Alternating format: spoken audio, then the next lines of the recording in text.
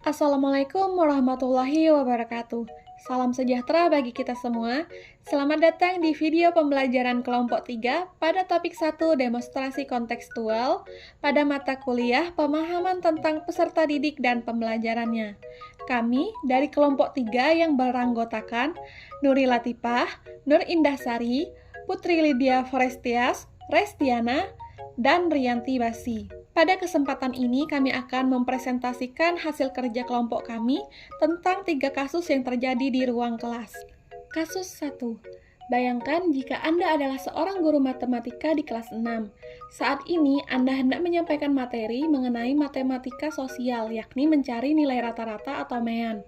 Untuk memudahkan peserta didik dalam memahami pembelajaran, Anda mencoba untuk membuat urutan atau langkah-langkah yang perlu diikuti oleh peserta didik agar dapat mencari nilai rata-rata pada sebuah soal. Anda meminta kepada peserta didik untuk mengerjakan soal yang Anda berikan. Hasilnya, peserta didik mampu mengerjakan dengan benar, sesuai dengan langkah yang telah Anda siapkan. Beberapa saat kemudian, Anda meminta kepada peserta didik untuk mengulang soal yang sama tanpa melihat urutan pengerjaan soal, dan peserta didik mampu mengerjakannya dengan benar. Menurut Anda, apa yang membuat peserta didik mampu mengerjakan soal dengan baik pada percobaan kedua tanpa melihat urutan atau langkah pengerjaan soal? Dalam kasus tersebut, guru menerapkan teknik scaffolding atau pemberian bantuan pada awal pembelajaran, kemudian mengurangi bantuan dan memberikan kesempatan pada peserta didik untuk bekerja secara mandiri tanpa bantuan. Peserta didik telah memahami konsep dasar cara mencari nilai rata-rata atau MEAN melalui bimbingan guru pada awal pembelajaran. Guru memberikan langkah-langkah dalam mencari nilai rata-rata, kemudian peserta didik menerapkan konsep tersebut pada pengerjaan soal matematika pada percobaan kedua secara mandiri. Sebagai seorang calon guru, dalam kegiatan belajar yang seperti apa metode di atas dapat diterapkan?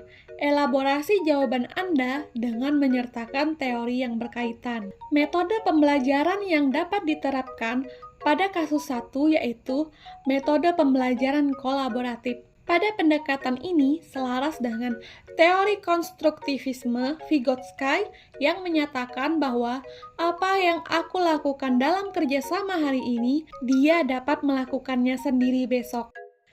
Kasus 2. Rina adalah seorang guru kelas 1 SD.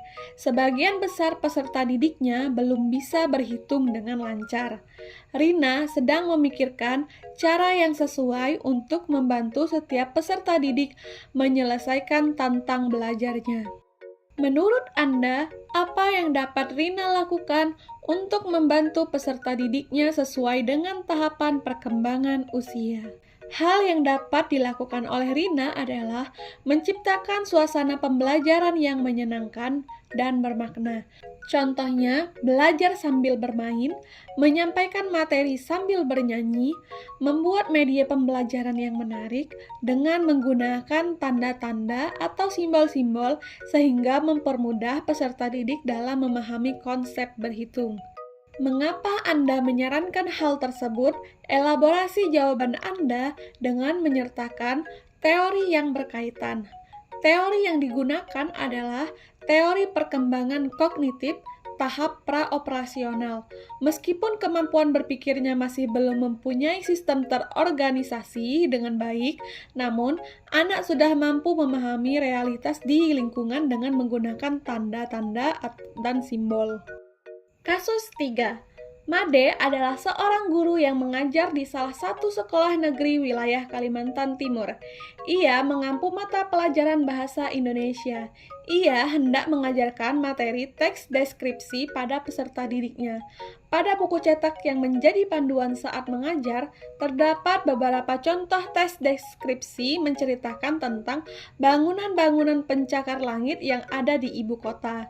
Dengan memperhatikan latar belakang setiap peserta didiknya, Made pun mencoba untuk memberikan contoh berbeda. Ia memberikan contoh tes deskripsi tentang pantai dan makanan khas Kalimantan Timur. Menurut Anda, apakah pertimbangan dan keputusan Made sudah sesuai? Mengapa demikian? Keputusan dan pertimbangan yang telah diambil oleh Made sudah tepat. Pada saat memberikan tes deskripsi tentang pantai dan makanan khas Kalimantan Timur, dilakukan dengan sesuai berdasarkan latar belakang peserta didiknya agar mudah dipahami. Prinsip apa yang Made gunakan dalam kasus tersebut? Elaborasi jawaban Anda dengan menyertakan teori yang berkaitan. Prinsip yang digunakan oleh Made adalah prinsip relevansi dengan lingkungan siswa. Prinsip ini sesuai dengan teori konstruktivisme yang dicetuskan oleh Lev Vygotsky. Demikianlah pembahasan tentang 3 kasus yang terjadi di ruang kelas. Atas perhatian yang telah Anda berikan, kami ucapkan terima kasih. Wassalamualaikum warahmatullahi wabarakatuh.